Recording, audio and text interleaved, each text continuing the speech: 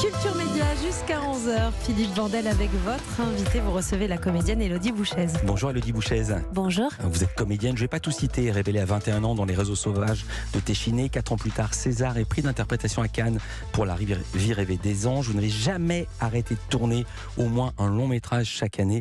On vous a aussi vu dans des séries, alias The L World, Mouche. Vous avez aussi rejoint la troupe du Théâtre de la Ville. Oui, Avec oui. plein de tournées, j'ai noté ça, Corée, États-Unis, Japon et Russie, mais la Russie c'était avant les tournées en Russie. Votre actualité c'est ce film, Hawaï, film de Mélissa Drijard, ça sort aujourd'hui. Le point de départ est diabolique, parce qu'il est inspiré d'une histoire vraie. Que s'est-il passé, Élodie Bouchez, exactement à Hawaï, le 13 janvier 2018 ? Alors, ce qui s'est passé, c'est que y a eu une alerte missile sur l'île. Donc, tous les gens ont reçu sur leur téléphone portable une alerte tonitruante qui disait que... Il y a un missile qui pouvait tomber. Voilà. Il faut le dire, avant, il y avait des tensions énormes entre les États-Unis, parce qu'Hawaï se trouve aux États-Unis, et la Corée du Nord. Et ses dictateurs. Là, l'anecdote, il y a une bande d'amis qui est en vacances, ils s'enferment. Ça, c'est authentique ou c'est vraiment arrivé à une bande d'amis ? Non. Le point de départ que Mélissa Drijard et son co-auteur ont choisi d'exploiter, c'est ça, c'est cette alerte missile qui a paniqué absolument toute l'île parce que tous les gens ont cru qu'ils allaient mourir dans l'heure. Et puis après, elle a tiré le fil de cette histoire en mettant en scène ce groupe d'amis dans un hôtel sur cette île qui pensaient qu'ils allaient mourir et qui allaient...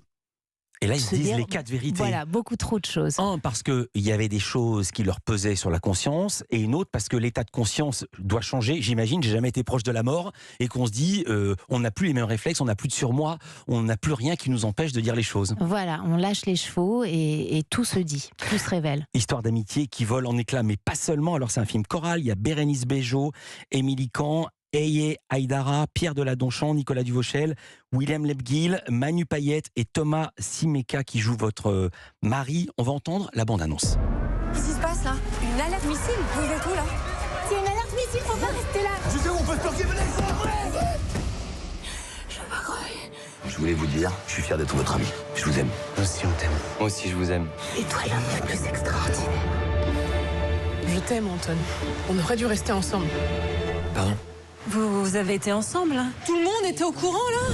On te supporte parce que t'es la femme de notre pote, mais on t'aime pas. Tu te souviens de ce que tu me faisais avec la crème chantilly? Je ne peux plus manger de chantilly sans penser à toi. C'est vrai, vous aimez pas mes speeches? Si. Moi, je suis une faux cul. Tout le monde les hait ici, t'es Vous les appelez comment? Peste et choléra. Vous voulez pas qu'on se dise plutôt qu'on s'aime hein? J'ai envie de te lécher partout.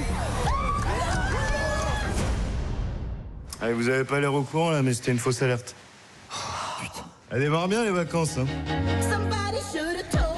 C'était vraiment une fausse alerte. Quelqu'un avait appuyé par erreur sur le bouton d'alerte et le gouverneur d'Hawaï, on l'apprend dans le film et je suis allé vérifier, a mis 45 minutes à retrouver le mot de passe pour désactiver le système. Donc pendant 45 minutes, les gens à Hawaï ont pensé qu'ils allaient mourir. Manu Payette dit à un moment, vous la sentez cette pulsion de vie? Je ne me suis jamais senti aussi vivant. Putain, on devrait mourir plus souvent.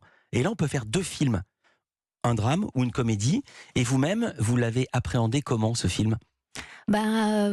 Tout à la fois. Je crois que c'est ça qui nous a tous séduits dans ce film, c'est qu'il y a plein de pistes, plein de vraies pistes, de fausses pistes.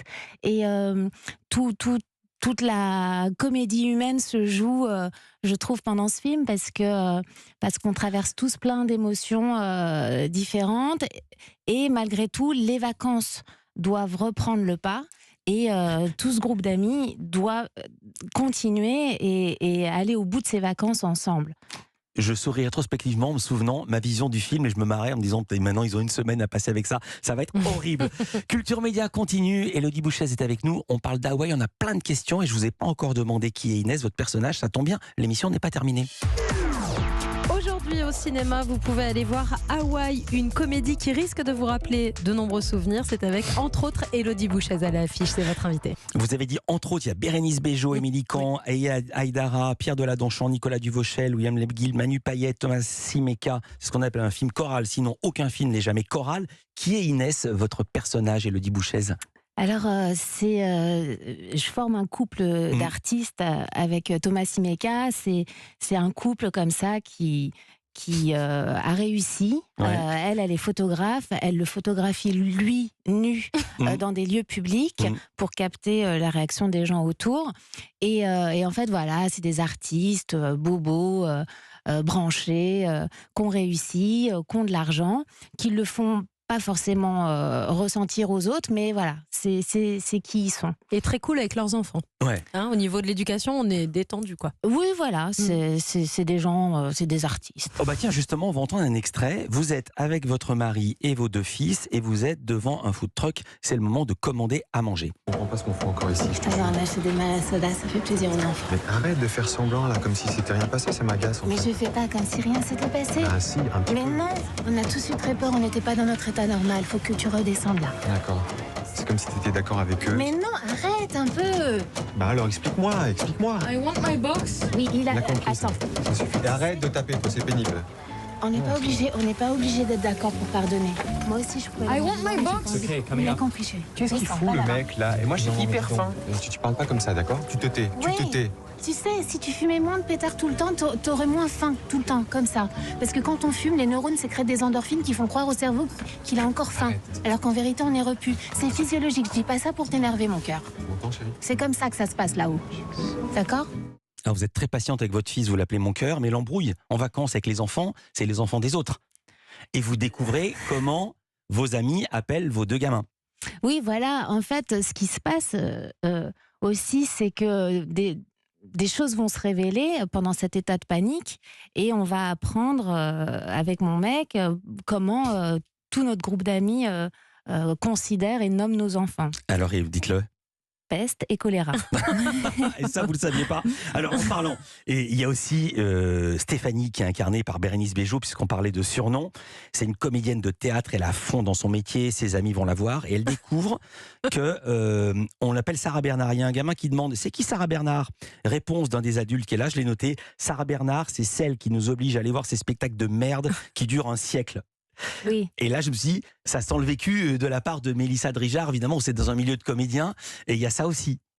Oui, ce qui se passe, C'est une sorte de petite mise en abîme, presque. c'est une mise en abîme à plein d'endroits, en fait, mais surtout, ce qui est paradoxal, c'est que son groupe d'amis au personnage de Stéphanie, qui est joué par Bérénice Bejo, va voir ces spectacles et lui font des compliments parce que c'est leur amie et puis ils la soutiennent et en fait elle apprend à ce moment-là qu'ils s'emmerdent en fait pendant ces spectacles qui sont je longs et souris laborieux. parce que je trouve ça drôle.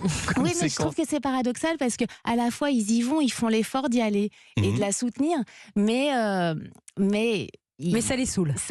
Voilà, ça les emmerde. Je vais pas raconter, mais je vais citer qu'il y a une scène assez extraordinaire, la scène du pétard.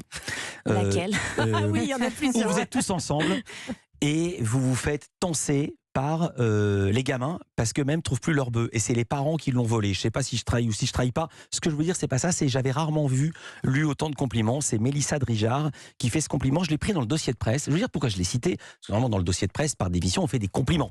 C'est comme quand on va vous voir au théâtre. Sauf qu'il y a 9 acteurs et c'est vous qui prenez les compliments, Élodie Bouchez. Voilà ce que dit Mélissa Drijard de cette scène. Ils ont été tellement créatifs, elle parle des comédiens, j'ai eu du mal à les calmer, mais je dois dire que c'est Élodie Bouchez qui, avec son rythme, m'a le plus fasciné. À un moment donné, elle reste silencieuse si longtemps qu'on se demande si elle a oublié sa réplique, alors qu'elle est seulement dans le tempo de la séquence, elle est vertigineuse. Fin du compliment. Oui, mais c'est vrai que Mélissa, elle arrive elle a une façon de nous diriger qui est qui elle-même est très généreuse et elle nous laisse un espace. Elle nous laisse l'espace de tenter des choses, d'essayer, de se tromper, de dépasser la limite autorisée. De tenter des choses, vraiment, c'est rare d'avoir cet espace-là comme acteur sur un plateau. C'est à voir dans Hawaï, c'est avec Élodie Bouchez notamment. Culture Média continue, on parle de musique avec Stéphanie Loire, on marque une courte pause sur Europe 1.